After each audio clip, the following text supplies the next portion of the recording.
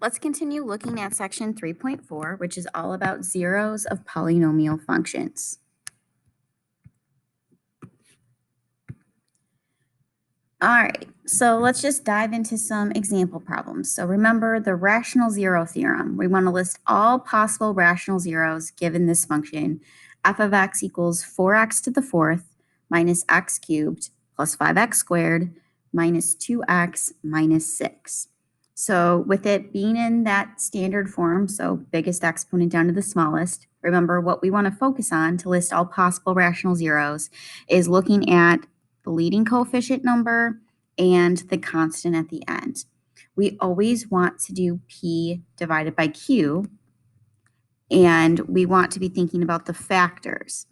Okay, so P is always going to be the constant. So that means that that's 6. If I think about all the factors of 6, those would be 1, 2, 3, and 6.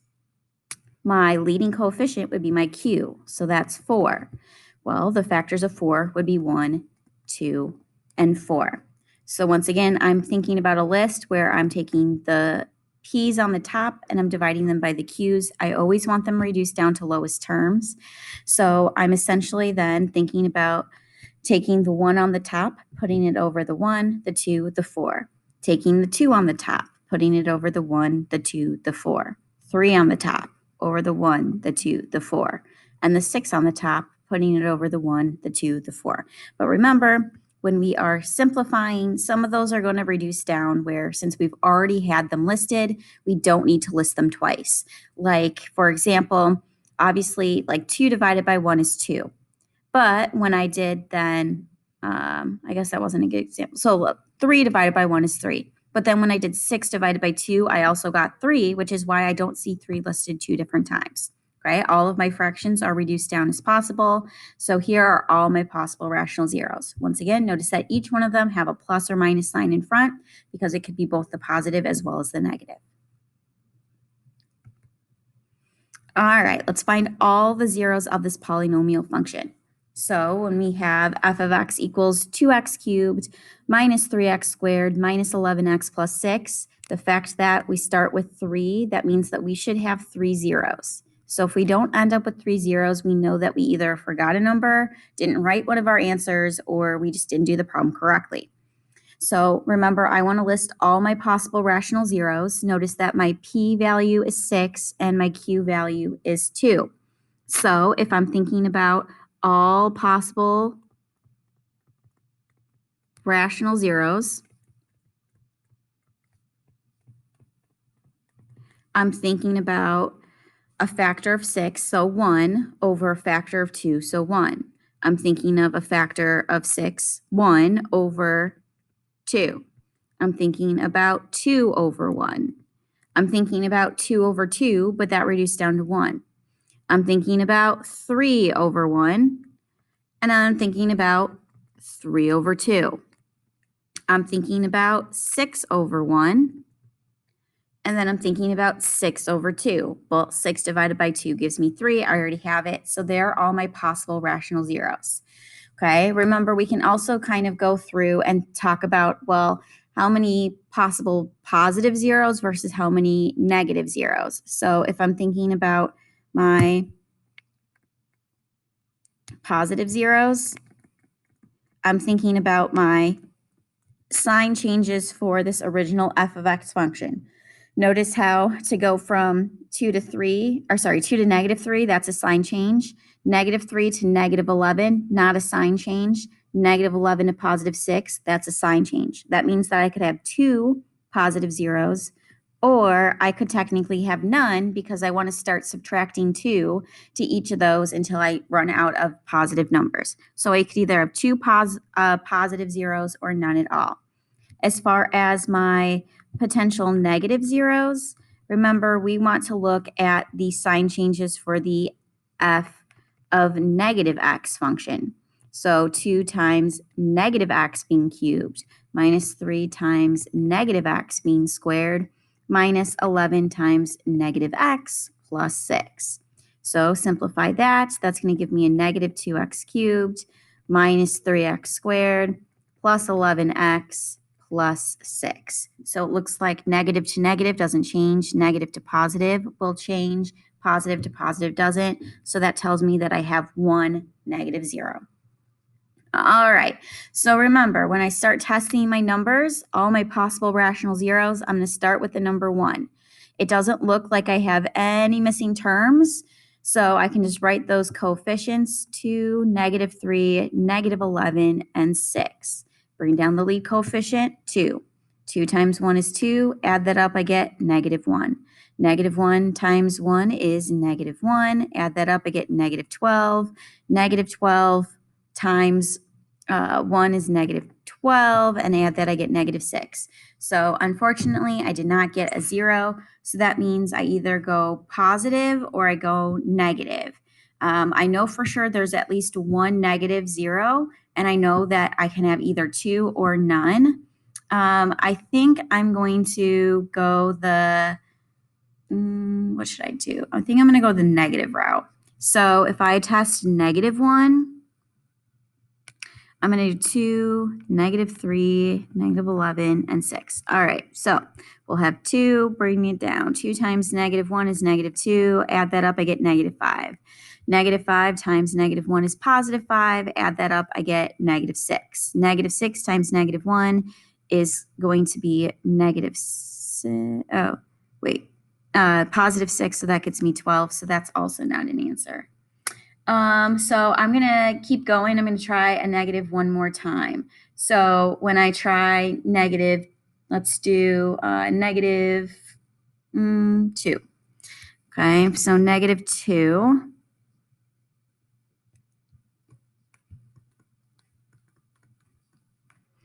All right, so bring down the lead coefficient. 2 times negative 2 is negative 4. Add that up, I get negative 7. Multiply that, I get positive 14. Add this up, I get 3. 3 times negative 2 is negative 6. Add that up, I get 0. There is my first answer. So one of my zeros is negative 2. So that takes care of the negative. Notice that 2x now becomes squared minus 7x plus 3. Now it's a quadratic, so I can either try to factor or I can do the quadratic formula. Well, I do believe that this is factorable. So because I start with the lead coefficient of 2, I know that I want a 2x and a 1x. 3 is a prime number. It only multiplies to 3, and it's 1. So how do I want to do this? I want to put the 3 here. I want to put the 1 there. Because I need to multiply to a positive but add to a negative, I want both of those to be negative. So notice that that gives me negative 6 and negative 1 to give me negative 7. So it factored. Now I'm going to set each of those factors equal to 0 and continue solving. So it means I have to add 1 to both sides and then divide by 2, and there's another 0. Add 3. And there's my third 0. So that's why 3, 1/2, and negative 2. So I did have 2 positive zeros, and I did have 1 negative 0. All right, so we want to find the nth degree polynomial given this information. We know n is 3. So that means that my final answer should have an x to the third power for my first or my biggest exponent. I know that 4 and 2i are zeros. Remember, the moment I have an imaginary number, I also have its conjugate. So negative 2i is also then that third 0. So let's start with that information. I know that f of x is going to equal, I don't know what my lead coefficient is, but I know based off my 3 zeros, it's always x minus my 0. So it'll be x minus 4. It'll be x minus 2i, and it's x minus a negative 2i, so that turns to a positive 2i. I'm going to multiply my 2 imaginary numbers first. So I'll keep the x minus 4 there. So then when I start multiplying, x times x is x squared. The negative 2ix and the positive 2ix cancel. Negative 2 times 2 is going to give me negative 4, but then that's I squared. And remember, I squared is always equal to negative 1. So when I plug negative 1 in its place, I really then have x squared plus 4. So now I'm going to multiply this out, and I'm going to have then x cubed plus 4x minus 4x squared minus 16. Now that I have this, I'm going to take the information that if I plug -1 in for x, it's going to equal -50. That's going to get me my lead coefficient. So we'll have -1 being cubed plus 4 times -1 minus 4 times -1 squared minus 16. All right. Well, cube -1, we get -1. We'll have 4 times -1 is -4. We'll then have another -4, and we'll have our -16. So if I subtract all those numbers, looks like we get -25. So I'm going to divide both sides by -25. And so it looks like a sub n equals +2. So what that means is that going back to this particular portion, I'm going to replace that a sub n with 2. So I know then that f of x is going to equal 2 times all of this. So x cubed plus 4x minus 4x squared minus 16. So then I'm going to distribute that 2, and then I'm going to rearrange my terms to get it into that standard form. So biggest exponent down to the smallest exponent, and so that's why my answer is f of x equals 2x cubed minus 8x squared plus 8x minus 32. All right. So let's use Descartes' rule of signs to determine the possible number of positive and negative real zeros. So remember, in order to find our positive, I'm looking at sign changes for the f of x. Notice how all of these terms are positive, so it looks like there are none. So then when I'm doing the negative, I need to look at the f of negative x. So that means we're doing negative x being cubed plus 7 times negative x being squared plus negative x plus 7. So cube a negative gives me a negative x cubed. Then I square a negative and it's positive, so it stays positive 7x squared. We'll then have a negative x, and then we'll still have that positive 7. So notice how negative to positive to negative, negative to positive. So that tells me that I could have 3 sign changes. So that means I have 3 negative real zeros. But then I start subtracting 2. So 3 minus 2 is 1. So I could also have 1 negative 0. But then if I try to subtract 2 again, I get a negative. So that's why it wouldn't work. So that's why it's only 3 or 1 negative real zeros.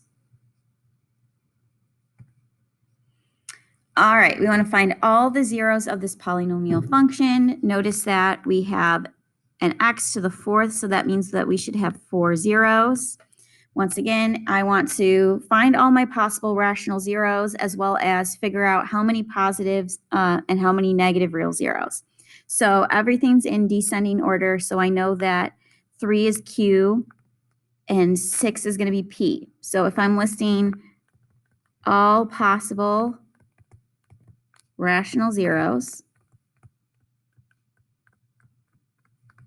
I know that I'm going to have plus or minus. So then I'm thinking about all of my factors of 6 divided by all of my factors of 3. Well, we'll start with the fact that 1 is getting divided by 1, so 1.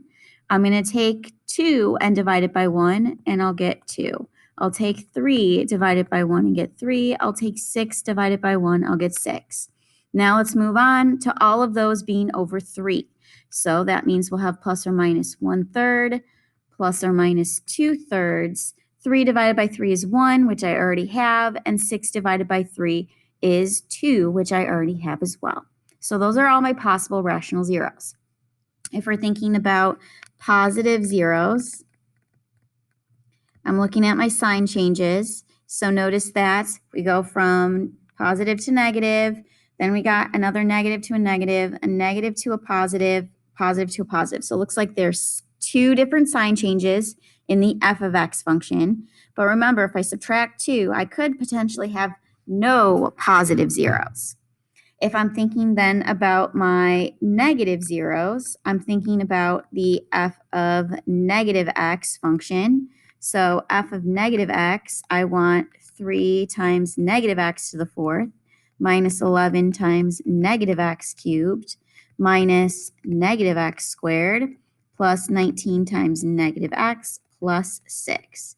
So if I raise a negative to the fourth power, it's going to be positive, so we'll still have 3x to the fourth. Cube a negative, we get a negative, but then it got multiplied by negative 11, so now it's positive 11 cubed, or x cubed.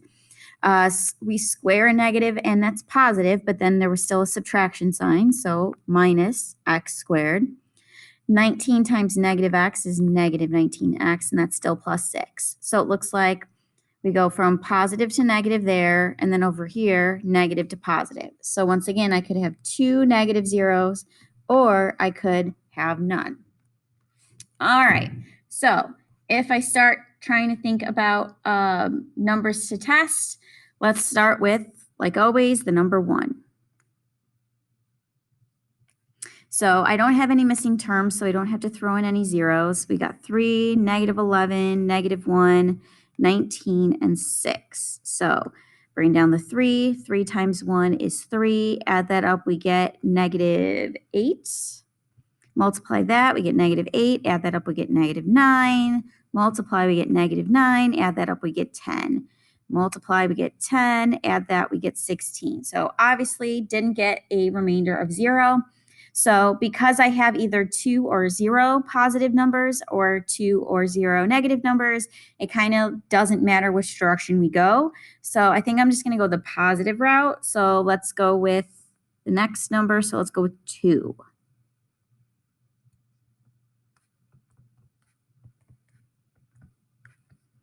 All right, bring down the 3. 3 times 2 is 6. Add that, we get negative 5. Multiply, we get negative 10.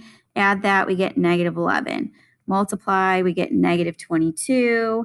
Add that up, we get negative 3. Multiply that, we get negative 6. Add it, we get 0. So excellent. We got one of our answers. We got a positive 2. So now I get to take those numbers and write it 1 degree less. So we'll have 3x cubed minus 5x squared minus 11x minus 3. This equals 0. All right, so just so you know, when there are 4 terms, you could look to see if you could factor by grouping. But if I group the first 2 together and group the last 2 together, I'm not going to end up getting something taken out where then I end up with the same set of parentheses. So that's not factorable, which is why I have to keep going. But notice that this time, my P and my Q values have changed slightly from what my originals are. So that means that not all of those possible rational zeros that I listed above are going to work for this. So if you want, you can kind of think about it again. So if I know that 3 is that lead coefficient and it's also the number that I'm ending with, that means that all of the factors, so 1 over 1, so that's still 1. Then we have 3 over 1, which is 3. Then I can do 1 over 3, or I could do 3 over 3, which is 1. So notice how this then eliminates, I would never want to try now 2 again. I would never want to try 6. I would never want to try 2/3. So that kind of helps you narrow down from your original possible rational zeros to now a smaller list. All right, so now I can test any of those numbers. I think I'm going to start with negative 1. So I'll have 3, negative 5, negative 11, negative 3. All right, so we'll start with bringing down the 3. Multiply, we get negative 3. Add, we get negative 8. Add this, we get positive 8. Subtract negative 3. Multiply, we get positive 3. Add that, we get 0. So notice that there is another answer. Okay, I should have 4 zeros. We just came up with 2 of them. Notice that this now turns into 3x squared minus 8x minus 3. Okay, once again, we could try to see if this is factorable. I do have a lead coefficient of 3, and I have the last number of 3. So they're both prime numbers. So it's pretty easy to quickly see if it is factorable. I would have to start with a 3x and an x. I have to end my parentheses with a 1 and a 3. So if I'm strategic, I would put the 3 here and the 1 there. And then because it multiplies to -3 but adds to -8, I'm going to put the 3 negative and the 1 positive. So look at this. This gives me -9x. This gives me positive 1x. That will add up to the -8x. So this is factorable.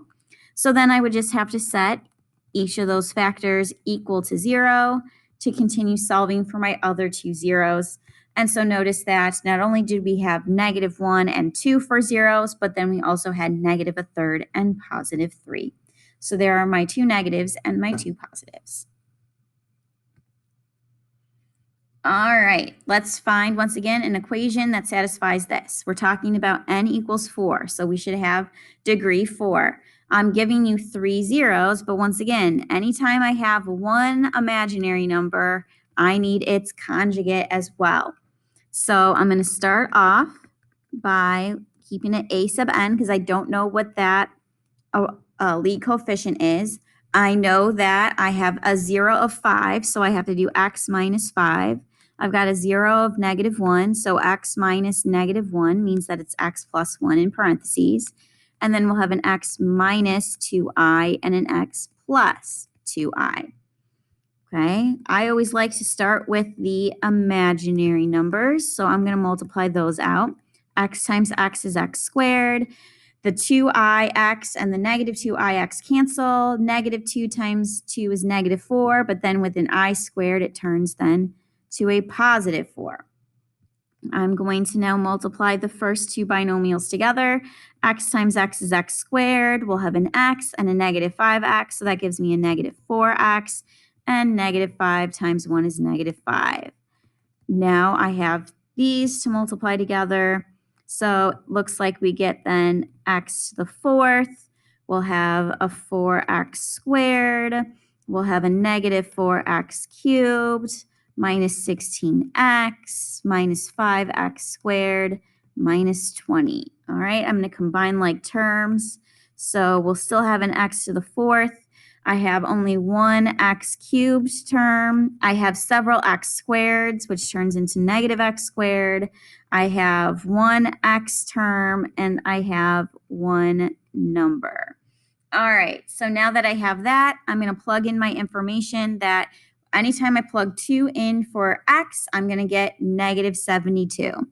So -72 is going to equal a sub n times, now we'll have 2 to the 4th power minus 4 times 2 cubed minus 2 being squared minus 16 times 2 minus 20. All right, so 2 to the 4th power would be 16 minus 2 cubed is 8. 8 times 4 is 32. We're going to subtract then 2 squared, which is 4. Minus 16 times 2 would give me 32 minus 20. Okay, so if we have 16 minus 32 minus 4 minus 32 minus 20, looks like we get -72.